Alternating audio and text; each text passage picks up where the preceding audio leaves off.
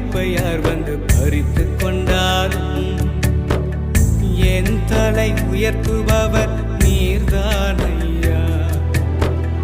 என்னுடைய உழைப்பை யார் வந்து பறித்து கொண்டாலும் என் தலை உயர்த்துபவர் நீர்தான் ஐயா.